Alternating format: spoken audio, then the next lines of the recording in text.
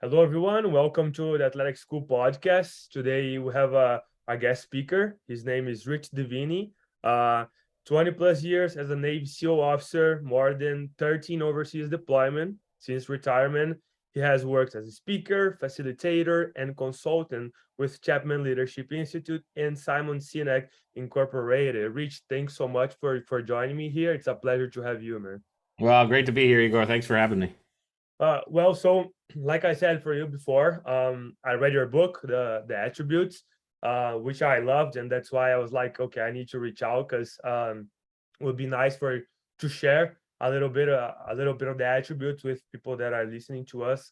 I don't want to go all the 25 attributes because I want them to listen to read to the book.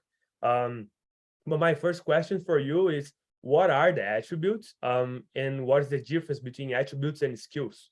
Yeah, it's a great place to start. And one of the so maybe I'll just start with a little bit of background. I was as a Navy SEAL, I was in charge of assessment and selection and training for a period for one of our special commands, and I really I was asked to kind of dive into and try to articulate how and why guys were making it through the program or weren't making it through the program. And it made me really have to think about performance holistically and what we're actually looking at when we're seeing or experiencing performance. And what I recognized was that many times when we're looking at performance or even considering performance, we're really focused on these visual things. And I'd call these skills, the things we can see and we can measure. But ultimately, a lot of our performance, especially during times of challenge and stress, come from those things we can't see, those hidden qualities, the attributes. And so that's really what made me actually first dive into these two terms and separate them because they get conflated. So I'll just give you the rundown on how they're different. So skills are not inherent to our nature. We're not born with the ability to ride a bike or throw a ball, or in the military case, shoot a gun, right? It's we're taught to do those things. We're trained to do those things. Skills also direct our behavior in known and specific environments. So in other words, here's how and when to throw a ball. Here's how and when to ride a bike or drive a car or shoot a gun. And then because they're very visible, they're very easy to assess, measure, and test. And you can see how well people do these things. You can put scores around them and stats around them. And you can put them on resumes. This is why we get seduced by skills when we're picking teams or hiring people a lot of times. The problem with skills is they don't tell us how we're going to show up in stress, challenge, and uncertainty, because in an unknown environment, it's very difficult, if not impossible, to apply a known skill. So this is when we lean on our attributes. Attributes, on the other hand, are inherent to our nature. In other words, all of us are born with levels of patience, situation awareness, adaptability. Now, we can develop these things over time and experience, of course, but you can see levels of this stuff in very small children, which means there's a nature-nurture element to attributes.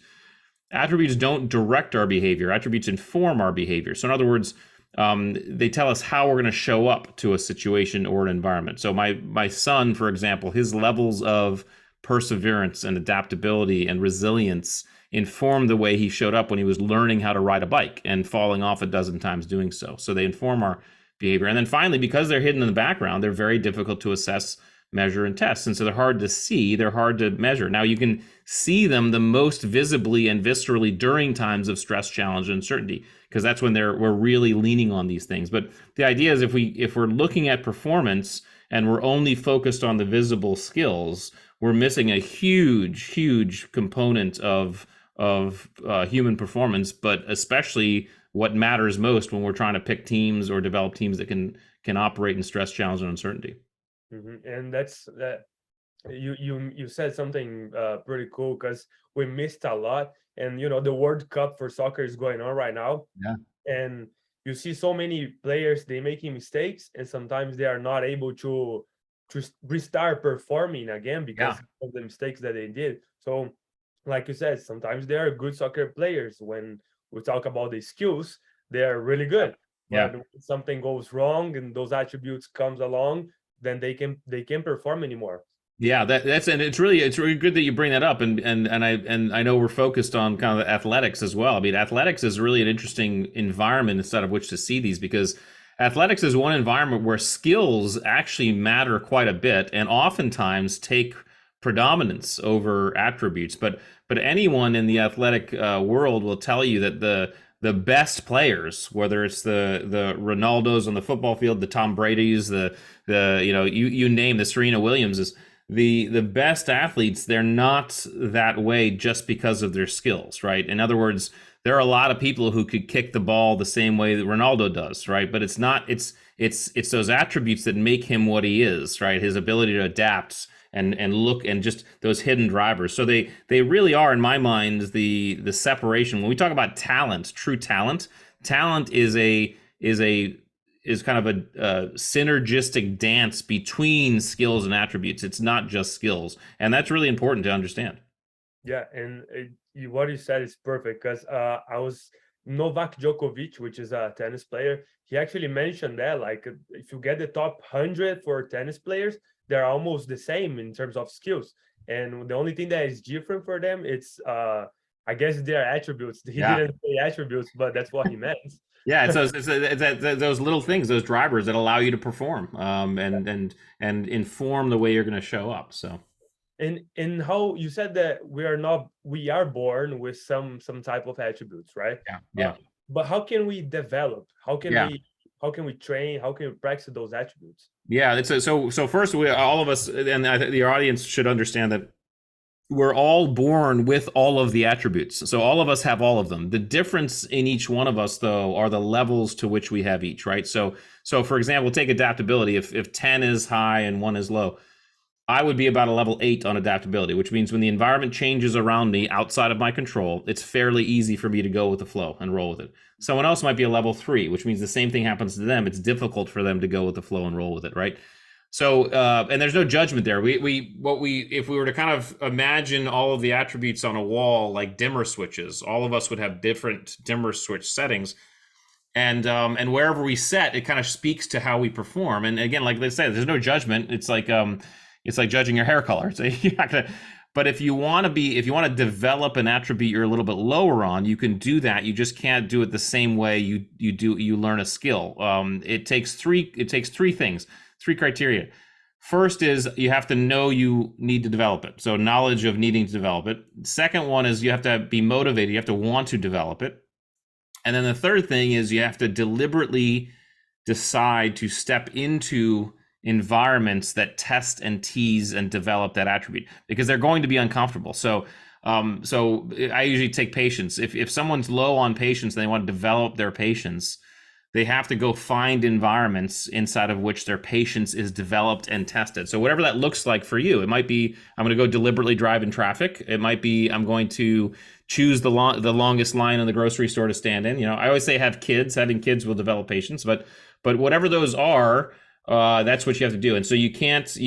Someone to develop an attribute has to be self-induced. You can't train attributes in other people. They have to decide they want to do it.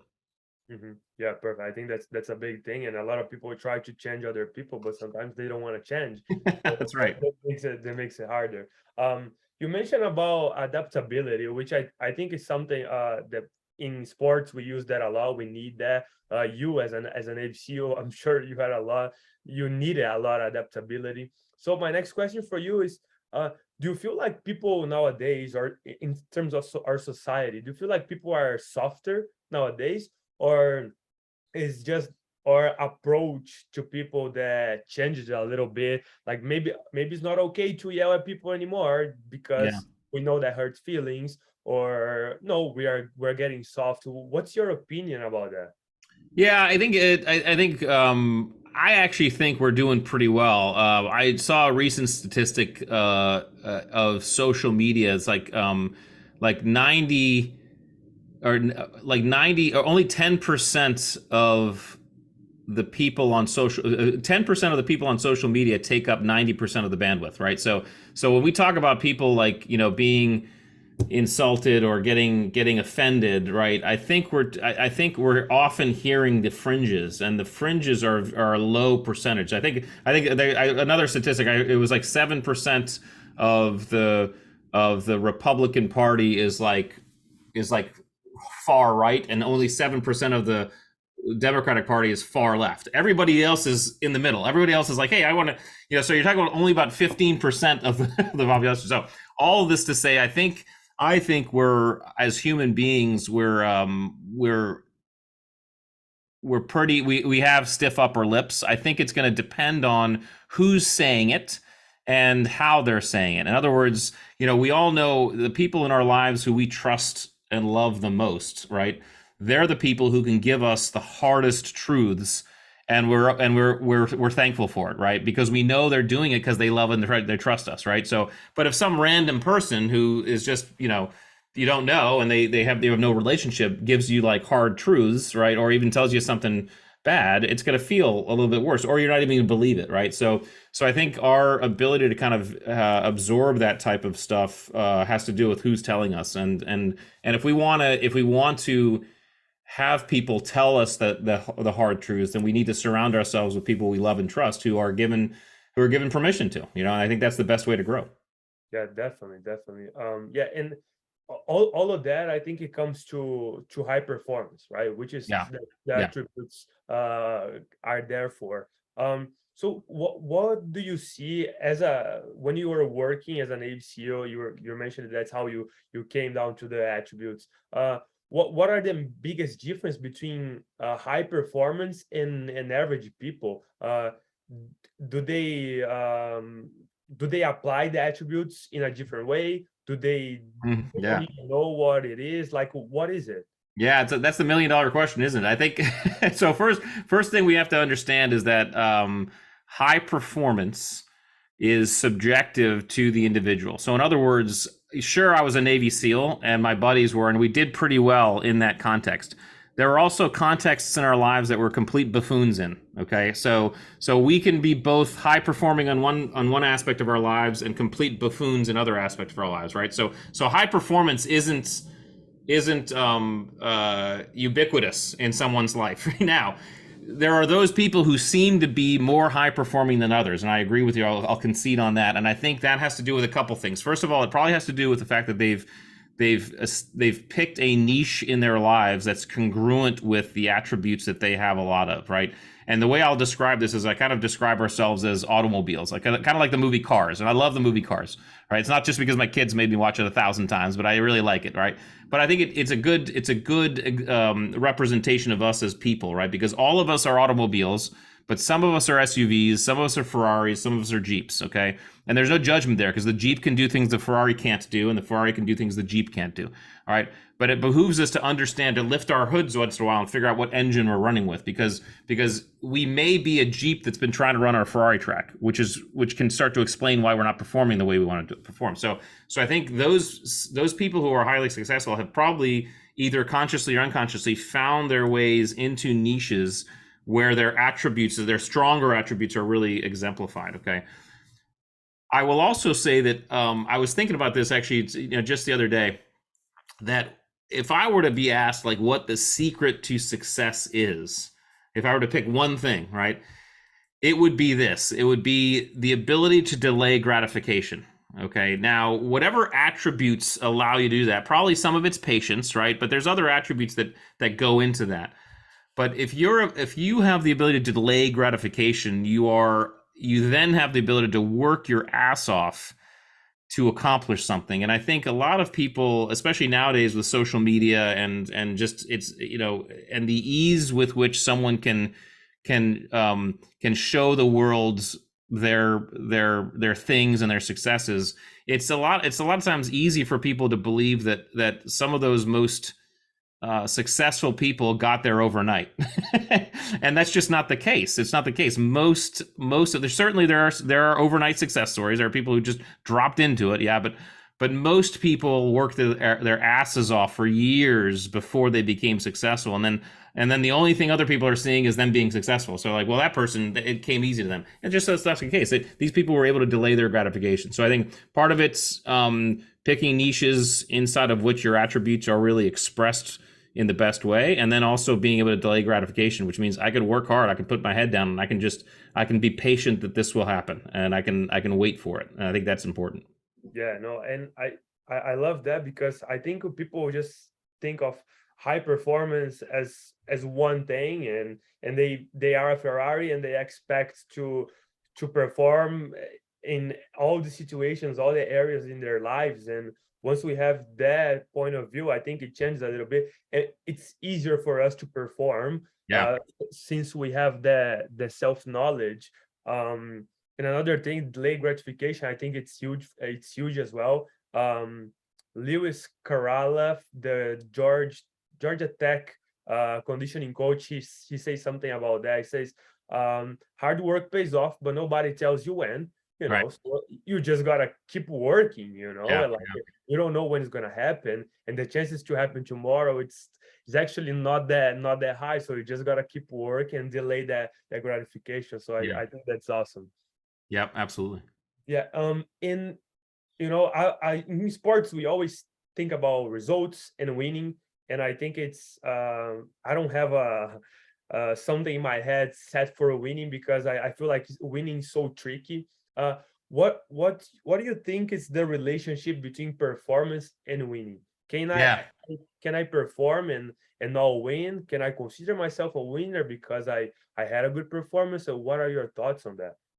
Yeah, that's great. This is where I think I begin to diverge a little bit from sports because I think we have to be really careful with this idea of winning. Okay, because winning really implies to win implies someone else loses, and it also implies that there's rules and boundaries and constraints inside of which you can win. So this is why, and this is why it's perfect for athletics. An athletic game is designed with rules and conditions and times and things like that, so that shows you what winning and losing looks like. Well, guess what? Life is not that way. I mean, no one wins at life. Okay, no one wins at a marriage. No one wins at relationships. Okay, no one wins at parenting. Life is a journey inside of which you have to succeed and almost let go of this idea of winning or losing, okay, and really say, okay, am I succeeding? Am I making progress? Am I moving forward with what I want to do with my goals? And that's going to open up the aperture quite a bit because it's going to first of all not pitch you against anybody else, right? Which is because again, if I'm parenting, who am I pitting myself against? It's not. Oftentimes there's no opponent, right? So it releases you from that, but also more importantly, it releases you from rules and constraints and boundaries. If you and I decide we're going to set an audacious goal, right, whatever that is, I want to be a Navy SEAL, I want to write a book, whatever, I want to be the best podcaster.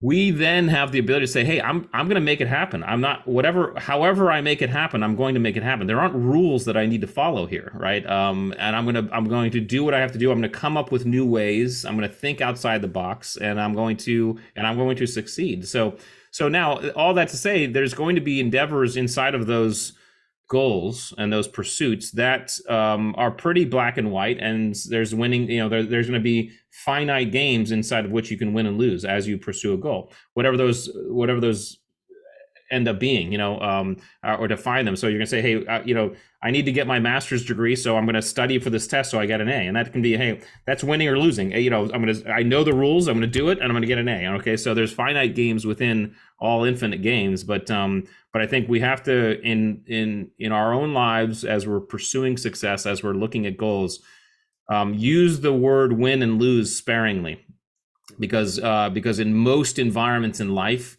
it doesn't exist. There's no winner or loser. There's just, I'm going to succeed. I'm going to progress. I'm going to do better.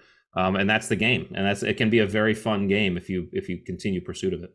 Oh, yeah, man. That's awesome. I have a lot of insights here because I never thought of that, and I think it's gonna. I probably need to sit down and think a little bit about that, which is awesome, and I love it. So when I look at the attributes, I think a lot about leaders, and you talk a lot about that as well, about being a leader and choosing team members for your team and stuff like that. Do you think to be a successful person, you need to be a leader? Can you be a leader? Can you be successful and not be a leader? That's a great question, and the answer is 100% yes. Because leadership is you're not born nor are you made. You are chosen. Okay, you are chosen. To be a leader means other people are looking at you as someone they want to follow. Okay. And so you can absolutely be a success and still not have people necessarily look at you and they want to follow you. I mean, that's not a big deal. It's quite typical that if you are successful, there are going to be some people who look at you and say, "I want to follow that person," right? But leadership holistically is something that we do. We behave in a way that allows other people to decide that's someone I want to follow. And success in certain endeavors doesn't require that. I mean, there are some distinctly solo pursuits out there. I mean, think of the stand-up comic. That was always a great example. I mean, the stand-up comic is, you're just out there just churning it out. You don't necessarily need people to follow. You need people to laugh, but that has nothing to do with following. I mean, it's just there's no one in your span of care to worry about, as long as you're just, I guess, a single person doing it. As soon as you start to get people around you who depend on you and you care for and things like that, now you're going to be stepping into a role where people are going to start looking at you as leader, whether you're a parent or a spouse or things like that. So but no, I think success, depending on the endeavor, leadership and success can be disjointed. Oftentimes, I think success in many endeavors will end up having leader attached to it because people will end up wanting to follow. But you don't have to be one to have to do the other. Mm-hmm. Yeah, no, it makes a lot of sense. Here, I play soccer here, and I think I actually faced that situation in which I wasn't playing that much, but I was the captain of the team. Yeah. And as a leader, it's like for me, I wasn't being successful, but at the same time, like as a leader, I needed to step out there and and say something and talk to the guys and motivate them, even though I wasn't playing. Yeah, well, so leader, and it's a good point. Leadership to be a great leader, it's pretty much attributes. It's not skills. I mean, there are a couple of leadership skills that we could pick apart and things like that, but most of the time it's attributes. And I had the same experience as you. When I was in high school, I was captain of my lacrosse team, and I wasn't picked as captain because I was the best player. In fact, I was an okay player at best, right? But I was still the captain, and I remember thinking to myself, man, I have to really step up as a leader here and behave in a way that shows that I can do this, because the skills, and we know this, anybody who follows sports, anybody who's played sports know sometimes the best player on that team is a horrible leader. I mean, in fact, there are people who are like, I don't really like that person. They're really good, but I don't really, so it happens. It really does. So those could be disjointed as well. Yeah, awesome. And I wanted to go back a little bit when you were talking about winning and success, how those things are a little bit different. Mm-hmm. And you mentioned journey, so what are your thoughts on it's not about the destination, it's about the journey? Yeah, well, I think that is the core and should be the core belief. I mean, we know this. A lot of times we think about a goal and we work, we finally get to that goal and we're like, okay, cool. Now what's next? Right. And so what do we do is we start another journey, right? So we know as humans, we like to pursue, we like to explore, we like to discover. Now what we have to do, I think, quite deliberately is just remember that we want to enjoy the journey. And certainly it's great to have goals because you want those achievements, you want those accomplishments, but I think our growth as human beings is all about continuing to explore. Listen, I did 21 years in the SEAL teams in the military. I was a commander when I retired. I had gotten to kind of the upper echelons of military service as an officer. And I left, and I literally basically threw myself off the top of one mountain into a valley and started to climb a new one as an author and as an entrepreneur. And so I'm on this climb now, and I'm enjoying it, but I'm learning, I'm gutting it out. My wife and I are doing it together, and we're in the muck, just really working it, and we really feel like it's a whole new thing, and we were enjoying that. And I think that's the spice of life. I mean, that's how we stay young, is to do that. So I think that's the definition of the journey, is because if we can't do that, then life's gonna pass us by, and we're gonna look back and be like, oh man, I should have enjoyed this more. I should have enjoyed that more. And that's always a sad thing to do. So enjoy the present, enjoy the moment, enjoy the journey. By the way, you'll create and induce our own neurological reward systems if we do that. If we start understanding, hey, I love this hard work right now. I love what I'm doing. We'll train our dopamine system in our body to reward us for working hard. And that, if you can start doing that, man, you're unstoppable, unstoppable.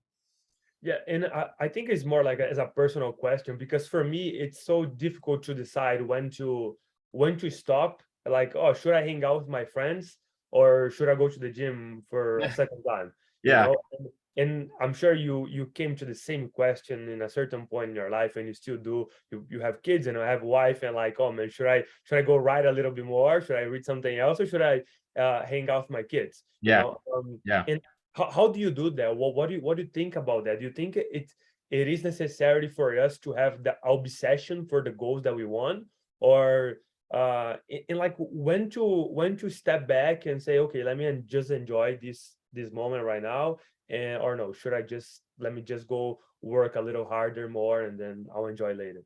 Yeah, it's going to be such a subjective answer, but I would say this: never sacrifice one for the other. I mean, especially when it comes to people in our lives. Okay, we and something you learn quite painfully when you go to war is that you lose friends earlier than you wanted to lose friends, and the one thing you always think when you lose friends like that is, ugh, I wish I had spent more time with that person. I wish I had told that person I loved them. I wish I had, whatever that is.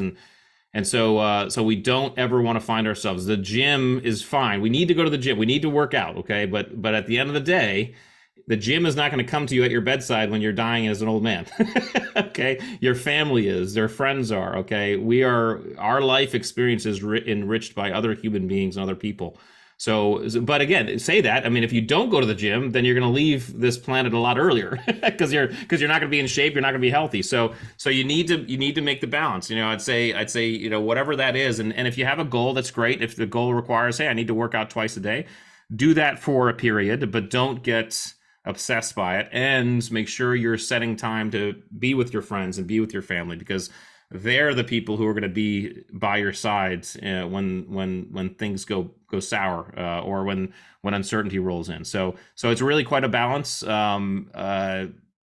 Never sacrifice human relationship for other things unless it's in the pursuit of doing better, being more healthy. You know what I'm saying? There's a balance there. So yeah, it's a tough question though. I'm glad you asked it.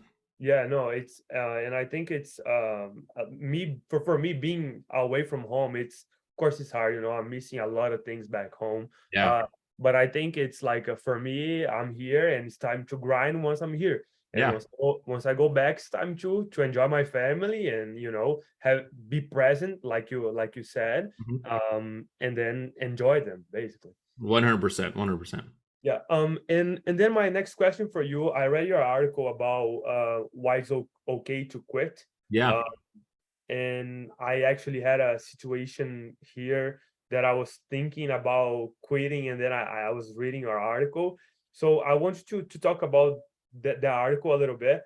Why it's okay to quit, and how quitting and giving up is not the same thing. Yeah, I wanted to make those distinctions. So again, quitting, we can think of quitting as almost a singular kind of acute act where we're quitting a thing, right? Whereas giving up is you're throwing in the towel, you're conceding in some way. The example would be, listen, I can quit today's workout, but I'm not going to give up on getting healthy and getting in shape, right? And so the idea is that quitting is in fact a tactic, because sometimes we'll be going down roads and we'll recognize that, hey, I don't think I'm going the right direction, or I think I need to switch directions, or something's wrong here. At that point, you need to quit what you're doing and find a new way, figure out a new direction. The key is not give up on your overall goals. And in that article, I give an example of a mission I was on where we were going down, we were kind of going through this process of going on this mission, and things just they weren't lining up. Little things were happening, and there came a point where I had to make a decision that we had to basically quit the mission. In other words, turn around and go home, stop what we're doing.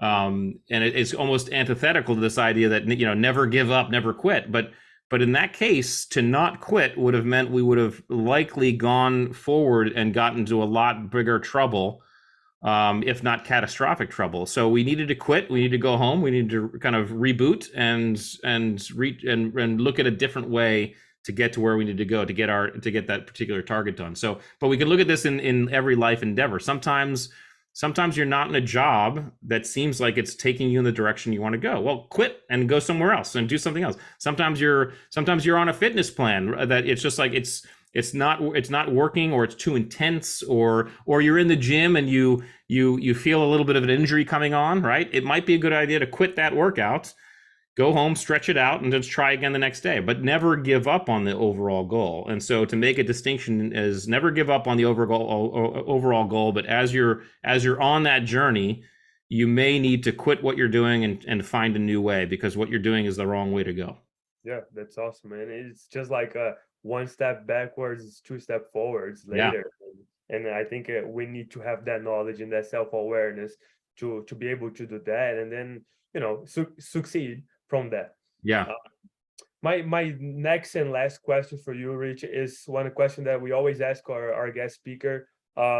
It's how you define success. It's something that me and my partner here, we always thinking about success and how people define success and how it's different for everyone. Yeah. So how do you define success? I would define success simply by human well-being. In other words, what are those endeavors and pursuits that we can embark upon that provide us a sense of happiness and well-being? And I would even say just well-being, because sometimes you can't be happy all the time, but well-being means there's a combination of happiness, fulfillment, satisfaction, and accomplishment. Okay, but I think anything that provides us with human well-being, personally, or those people that we love, is, at least for me, how I define success. So I try to index that. I try to index everything I do against that, and understand that sometimes the specific act that I'm doing may not feel very well, right? I mean, in other words, it might be a very hard workout, right? But it's going towards it's moving forward towards a sense of well-being, which is health and fitness and things like that. So I think for me, success is human well-being, for myself, for others, to help as many people as I can with that particular endeavor. And I think as a species, I think if we tried to move towards that for people as much as possible, I think that would be very successful. Mm-hmm. That's awesome. I never heard of that before, and I think it's really a good idea to think like that. So yeah, Rich, thank you so much for this episode. I think a lot of people can take a lot of that. I'll need to listen way more times so I can keep getting different insights. I think you said many things that we can apply to our daily lives, and it's going to be really helpful. So thank you so much. Well, thank you, Igor. It's been a pleasure, and thanks for having me. I love what you're doing. I think it's a great endeavor. It's a great journey that you're on as well. So I appreciate it, and I'm honored to be a part of it. I appreciate it. Thank you. Thanks.